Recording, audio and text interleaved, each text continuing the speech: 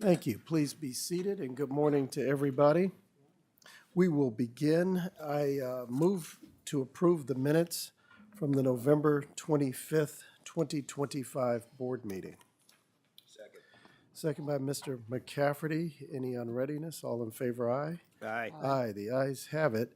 And we'll acknowledge Secretary of State Directive 2025-55, and the chair recognizes Mr. Gallagher to give us some commentary on this. Good morning. Good morning. I just wanted to give you a brief description of the processes that went into place in order to process Directive 2025-55.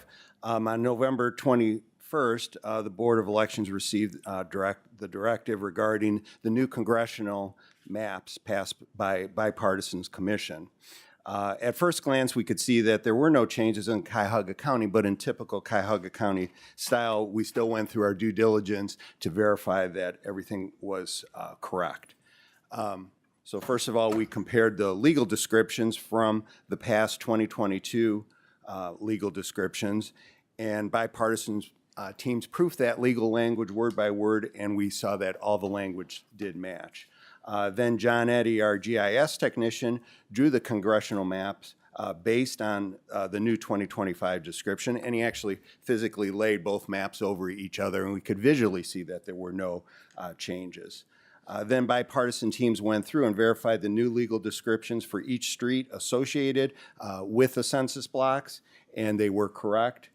And then finally, we also proofed the district inventories, and verified that all contests like school boards and council seats remain correct for both congressional districts 7 and 11. So with that, Cuyahoga County still remains the most populous county in the districts, and I'll say from an operational standpoint, we were very fortunate that we didn't have to have any changes to our voter registration database, which always makes it easier. So all proofing documents will, in the process, will remain in retention according to our retention policy, and so overall, our staff performed well, and everything was completed.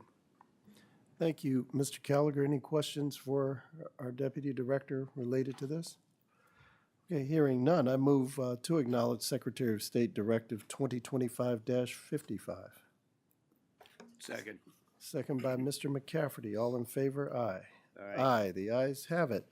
And on to ballot, the chair recognizes Mr. Brian Clary. Morning. Morning. Brian Clary, Manager, Ballot Department. Before you should have a copy of the recount summary and recount results from the November 4th, 2025 general election.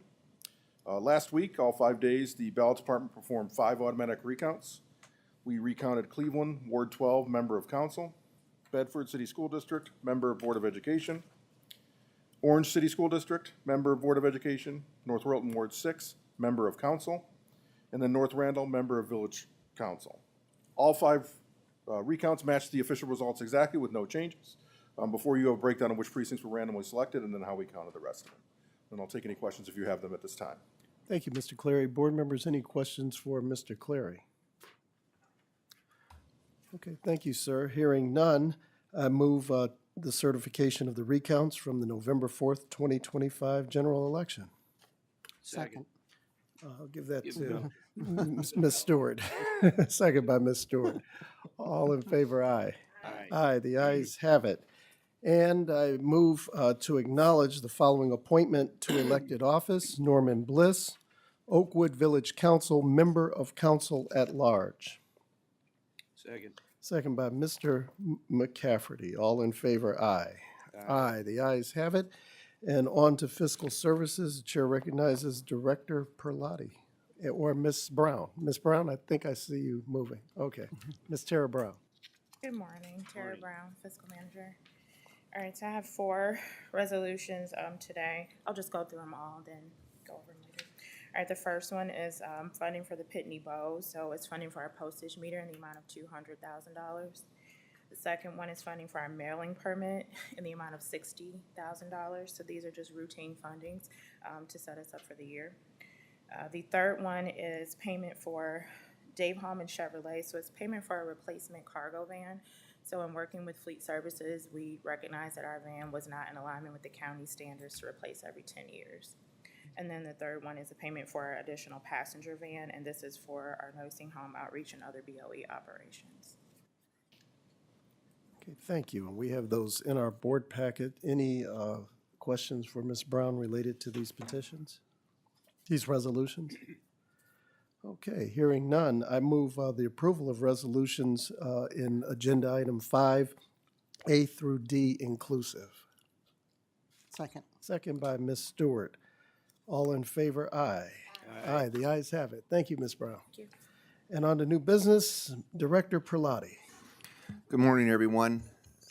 While Brian spoke about getting the recounts finished and getting ready to head into the audits, we are already underway on our next election, which is the January 6th Oakwood Mayor's special election.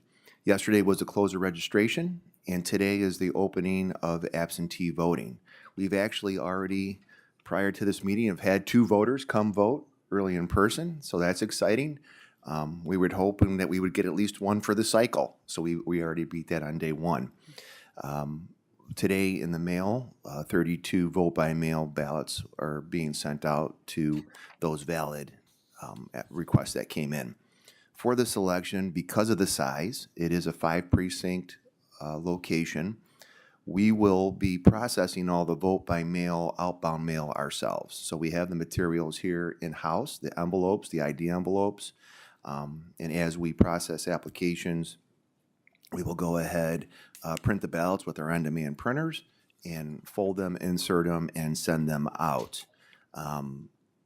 It's much easier and it's more economical with the volume of applications that we anticipate getting.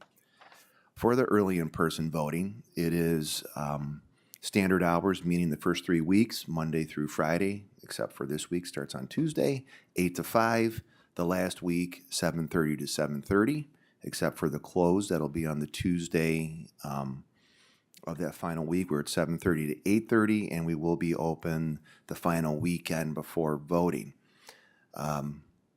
So even though at previous meetings, this board approved the observance of Columbus Day and the Veterans Day holiday coming up after the Christmas holiday, we will still be honoring those for all operations, meaning that the board will be closed for non-early in person. We will have staff here to vote individuals on those days, as well as the county has authorized like an early release for Christmas Eve and New Year's Eve. Again, non-voting staff will depart at that time. The agency will close, but we will be open for voting per law. We are voting right now, or conducting early in person in our main office area. So as I remind you, we've had water infiltration in the early vote room. The room is dry, but is not put back together yet. And as we know, voting pauses for nothing or no one. So as we planned and we have set up in our office area to conduct that voting, that's where those 2 individuals voted. They will come through our Board of Elections reception desk, and then basically come over to the customer service counter where individuals file campaign documents, petitions. We have designated 1 spot and have signed it. That is for Oakwood voting. So all individuals will check in there when they come in, and then we have our scanners, both ADA and the ADA accessible machine and the others in that area with voting booths and a ballot box for any kind of provisionals. So we're going to handle it there, and we're going to do that at least at the start, and probably no more than the first 3 weeks. When we get to the extended hours, we will do that in the early vote center. That room will be put back together at that point, whether it's Deputy Director Gallagher and myself doing it ourselves or the people who should be doing it, it will be done. And then this way, right now, the first weeks, it kind of matches up with our regular business hours. If you get to that last week, it's a little bit beyond our business hours, and it just makes more sense to be in that room. Regardless, all individuals need to know from Oakwood is come here and we'll get you to where you need to be. And so that's what we have for that. So we are up and running and successful, and hopefully people, we built it, so hopefully they will come. Whether we have 2 in-person voters or 1,000, we're ready for it, and we hope for more. So that's where we are at this point, and we'll give you our final election update the day before Election Day at that meeting. Any questions? Thank you, sir. Any questions for our director? All right, hearing none. Deputy Director, anything you need? You're good? All right. Well, thank you, gentlemen. And we'll go on to public comment. The chair recognizes Sue Lewis. If you'd please come forth. Good morning, Ms. Lewis. If you would please spell your name for the record, and you will have up to 5 minutes to address the board. Thank you. And thank you to this board for your work. It's appreciated. Sue Lewis, Lewis. Just want to say that the district map that was acknowledged in this meeting with the legal description, I'm just wondering if this board has any ability to acknowledge that this district map remains gerrymandered and unconstitutional. Every time the district map is mentioned, that information is sort of dropped away, and over time people forget that this map that was passed by the redistricting commission remains gerrymandered and unconstitutional in our state. Thank you. Thank you, Ms. Lewis. The chair recognizes Ruth Gillette.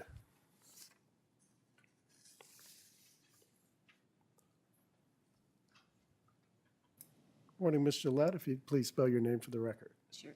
The last name is Gillette, G as in George, Illett.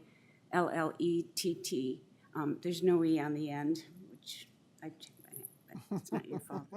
But, yeah, and I echo Sue's comment that this board and this agency does a terrific job in protecting voters' ability to vote.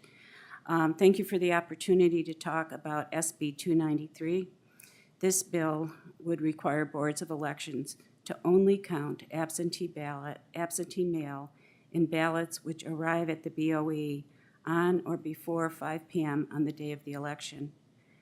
The Department of Justice has threatened to sue Ohio and is suing other states which do not adopt this rule. Why is this happening? Well, at the time of the 2020 election, BOEs in Ohio accepted mail in absentee ballots that were postmarked on the day of the election for up to 10 days after Election Day. This was deemed a reasonable amount of time given the unpredictability of the U.S. mail delivery system. All the ballots still had to be postmarked before 5 p.m. on the day of the election. As we know, the current president lost the 2020 election, and he identified late arriving ballots both as a reason for his loss. Somehow these ballots were susceptible to fraud, while all the other mail-in ballots were not, right? And as a source of anxiety and confusion for voters who could not be certain who had won an election until all the absentee mail-in ballots were received and counted. In 2022, the Ohio legislature reduced the time frame for accepting absentee mail-in ballots from 10 days to a mere 4 days. Even the post office does not guarantee mail delivery within 1 day for local letters, much less from anywhere in the U.S. Also, it should be pointed out that while the feds may pass laws to set federal election standards that states must follow, it is the state's right to administer their voting processes. And let's point out that Congress passes federal laws, not the Department of Justice. So please call Governor DeWine and ask him to veto SB 293. His number is 614-644-4357. It may come as a surprise, but Governor DeWine and I do not know each other. But I would guess that the governor may know many of you on the board and working in this area. So it's likely he would hear your voice differently than how he might hear mine. This is a nonpartisan issue. It will hurt all the voters in the state of Ohio. Please call today. Thank you. Thank you, Ms. Gillette. Okay, the chair has received no requests for executive session, and therefore I move to recess the meeting. Will remain in recess because Oakwood Village is an active election. Second. Second by Mr. McCafferty. All in favor, aye. The ayes have it. Have a great day. See you next week. Gotta stop meeting like this. Do it all again.